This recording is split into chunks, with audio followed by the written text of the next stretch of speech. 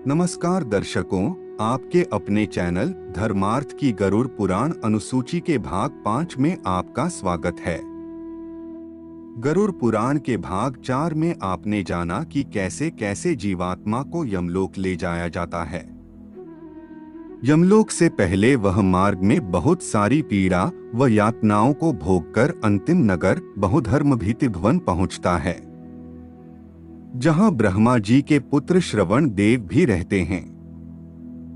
इनसे जुड़ी संपूर्ण जानकारी व कार्य आज हम आपको इस वीडियो के माध्यम से बताएंगे और यह भी बताएंगे कि यमलोक में जाने के पश्चात मनुष्य के पाप पुण्य का लेखा जोखा किस प्रकार देखा जाता है।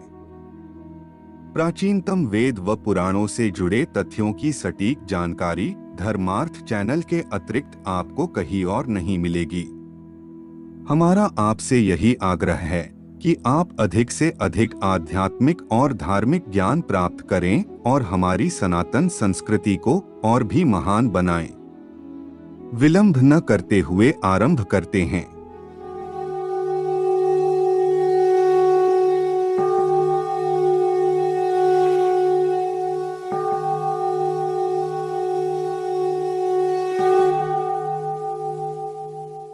अब जीवात्मा 16 नगरों में से अंतिम नगर बहुधर्मभीति भवन में पहुंचती है, जहां 13 प्रतिहार हैं जो ब्रह्मा जी के पुत्र हैं और श्रवण कहलाते हैं। वे प्राणियों के शुभाशुभ कर्मों का बार बार विचार करके उसका वर्णन करते हैं। मनुष्य जो कहते और करते हैं उन सभी बातों को ये श्रवणदेव ही चित्रगुप्त तथा यमराज से बताते हैं। वे दूर से ही सब कुछ सुनने और देखने में समर्थ हैं। इस प्रकार की चेष्टा वाले एवं स्वर्ग लोक और भूलोक तथा पाताल में भ्रमण करने वाले 8 श्रवण देव हैं। उन्हीं के समान उनकी श्रवणी नामक पत्नियां भी हैं। इनकी भी शक्ति वैसी ही है जैसी उनके पतियों की है। वे ममृत्युलोक के अधिकारी के रूप में हैं। व्रत दान स्तुति से जो उनकी पूजा करता है उसके लिए वे सौम्य और सुखद मृत्यु देने वाले हो जाते हैं। फिर पक्षीराज गरुड़ भगवान श्री नारायण से प्रश्न करते हैं कि हे प्रभु, यह एक प्रश्न मेरे हृदय को विचलित कर रहा है कि श्रवणदेवों का यमलोक में क्या कार्य रहता है। किस शक्ति के प्रभाव से वे मानव कर्म को जान लेते हैं। वे कैसे किसी बात को सुन लेते हैं और उनको यह ज्ञान किससे प्राप्त हुआ है। हे देवेश्वर, उन्हें भोजन कहां से प्राप्त होता है। आप प्रसन्न होकर मेरे इस संदेह को नष्ट करें। पक्षीराज गरुड़ के इस कथन को सुनकर भगवान नारायण बोले, हे पक्षीराज, सभी प्राणियों को सुख देने वाले मेरे इन वचनों को तुम सुनो। श्रवण से संबंधित उन समस्त बातों को तुम्हें मैं बताऊंगा। प्राचीन काल में जब समस्त सृष्टि एकाकार हो गई थी और मैं समस्त सृष्टि को आत्मलीन करके क्षीरसागर में सो रहा था, उस समय मेरे नाभि कमल पर स्थित ब्रह्मा ने बहुत वर्षों तक तपस्या की। उन्हें एकाकार उस सृष्टि का पुनः निर्माण करने के लिए ऐसे प्राणियों की आवश्यकता थी जिन्हें लोक व्यवहार का ज्ञान हो। ऐसे में सभी देवताओं द्वारा की गई स्तुति से ब्रह्मा जी को प्रेरणा मिली और उन्होंने अत्यंत तेजस्वी एवं बड़े बड़े नेत्रों वाले श्रवण देवों को जन्म दिया। इस संसार में जो कोई जैसा भी शुभ या अशुभ बोलता है उसे वे अत्यंत शीघ्र ब्रह्मा के कानों तक पहुंचाते हैं।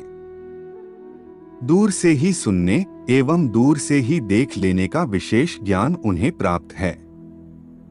चूंकि वे सब कुछ सुन लेते हैं, उसी के कारण उन्हें श्रवण कहा गया है।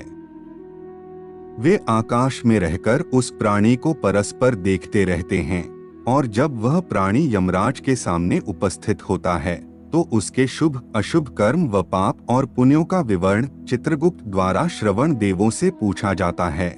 फिर चित्रगुप्त उसके कर्मों का लेखा जोखा धर्मराज के समक्ष आकर कहते हैं कि इस प्राणी ने धर्म, अर्थ, काम और मोक्ष तीनों क्षेत्रों में किस प्रकार का कार्य किया है हे पक्षीराज गरुड़, संसार में धर्म, अर्थ, काम और मोक्ष ये 4 मार्ग हैं। जो उत्तम प्रकृति वाले प्राणी हैं वे धर्म मार्ग से चलते हैं। जो अर्थ अर्थात धन या संपत्ति का दान करने वाले प्राणी हैं वे विमान से परलोक जाते हैं। काम यानी जो प्राणी दुखियों की सहायता करने वाले तथा उनकी इच्छाओं को पूरा करने वाले हैं वे अश्वों पर सवार होकर प्रस्थान करते हैं। जो प्राणी मोक्ष की कामना रखते हैं तथा भगवत प्रेमी होते हैं वे हंस युक्त विमान से परलोक को जाते हैं। इनके अतिरिक्त प्राणी जो धर्म को नहीं मानता और पापी व्यक्ति होता है वह पैदल ही कांटों तथा पत्थरों के बीच से कष्ट झेलता हुआ असिपत्र वन में जाता है। हे पक्षीराज, इस मनुष्य लोक में जो कोई भी पकवान, वर्धनी और जलपात्र के द्वारा मेरे सहित इन श्रवण देवों की पूजा करता है उसको मैं वह प्रदान करता हूँ जिसकी प्राप्ति देवताओं के लिए भी दुर्लभ है। भक्तिपूर्वक शुभ एवं पवित्र 11 ब्राह्मण तथा 12वें दाम्पत्य ब्राह्मण जोड़े को भोजन कराकर मेरी प्रसन्नता के लिए पूजा करनी चाहिए।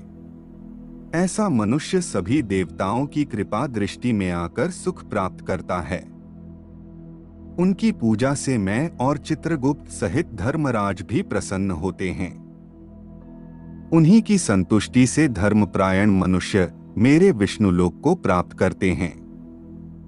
धर्मार्थ चैनल के अगले भाग यानी गरुड़ पुराण भाग 6 में आप जानेंगे कि यमलोक कैसा दिखता है और वहां कैसे कैसे प्राणी रहते हैं तथा वहां जाते ही उस प्रेत के साथ क्या क्या होता है।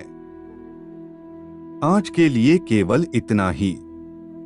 जाने से पूर्व वीडियो को लाइक करें व चैनल को सब्सक्राइब अवश्य करें। तब तक के लिए जय जय श्री राम।